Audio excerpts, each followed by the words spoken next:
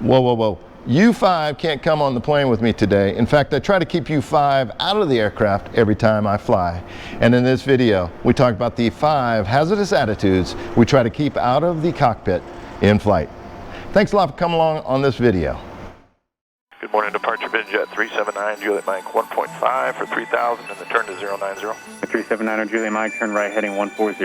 Right turn 140, 9 Juliet Mike. 379 Juliet Mike, turn right heading 180. Right turn 180, 9 Juliet Mike.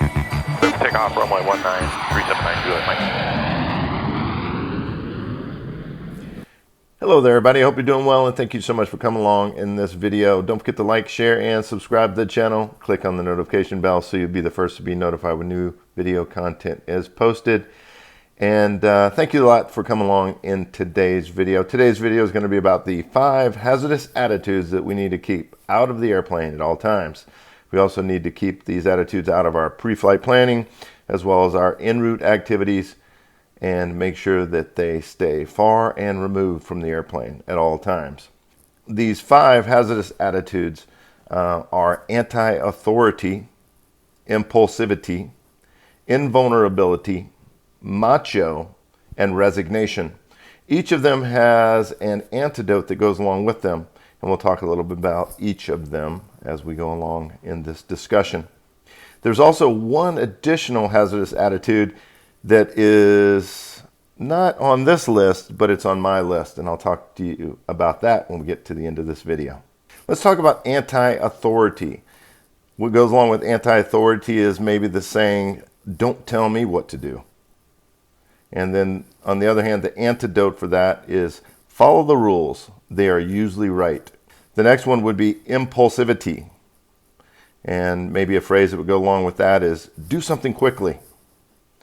And on the other hand, the antidote for this would be not so fast. Think before you act. The next hazardous attitude is invulnerability. And the phrase that goes along with that is, it won't happen to me. Well, the antidote is the opposite of that, and it could happen to me. The fourth hazardous attitude is macho. The phrase that goes along with that one is, I can do it. And I was trying to put some emphasis on that, but that didn't work out so well. And the antidote that goes along with that is taking chances is foolish. And finally, the fifth hazardous attitude is resignation. And the phrase that might go along with that is, what's the use? I quit. And certainly there's no room for quitting in flight. And the antidote that goes along with that is, I'm not helpless. I can make a difference. So again, we have these 5 hazardous attitudes: anti-authority, impulsivity, invulnerability, macho, and resignation, all of which can put the outcome of the flight in jeopardy and certainly get you in trouble if you are anti-authority, if you tend to make impulsive decisions in the aircraft, or if you have a sense of invulnerability in flight where nothing can ever go wrong with you, or a sense of ego or macho in the aircraft where maybe that attitude is a little bit too strong. And again, we always want to be competent and confident, but we don't want to get into the realm of being macho. That might take things a little bit too far. And then finally, the fifth is resignation. And resignation is really important because we just can't give up in flight. Things might not be going well. We might have an emergency condition. Something very dangerous or hazardous is happening. Maybe it's going to be a very difficult situation landing the aircraft due to crosswinds or something like that. But we have to fly the aircraft all the way to the ground. We can't give up, we can't resign, and we can't quit.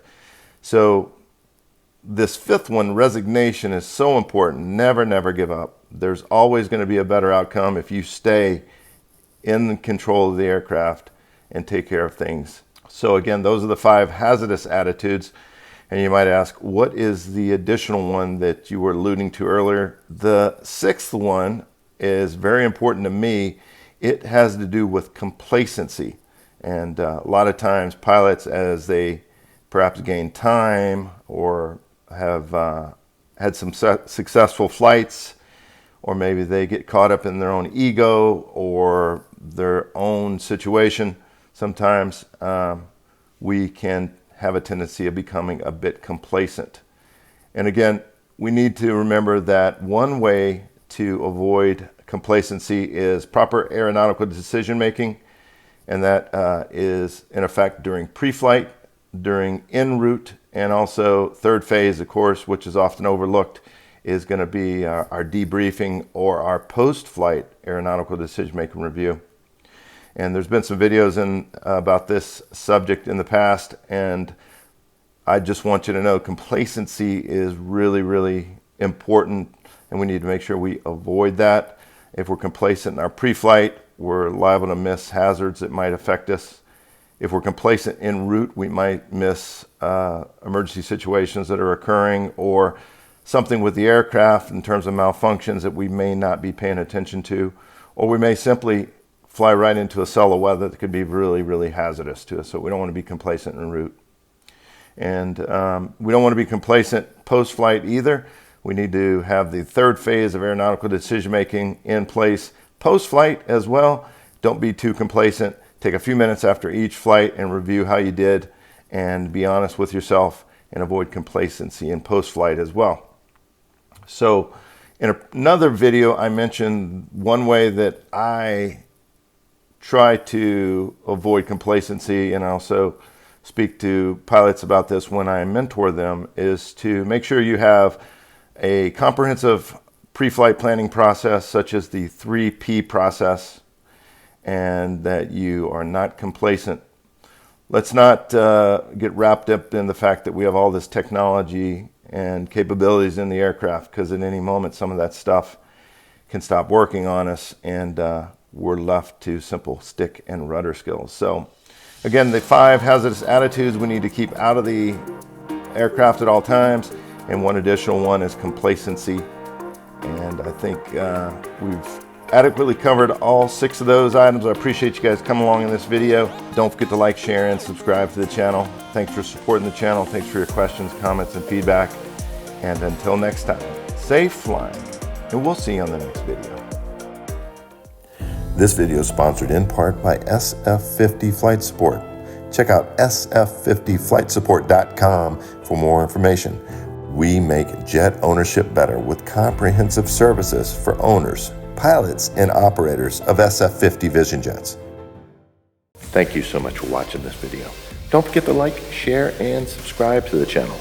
Click on the notification bell so you'll be the first to be notified when new video content is posted.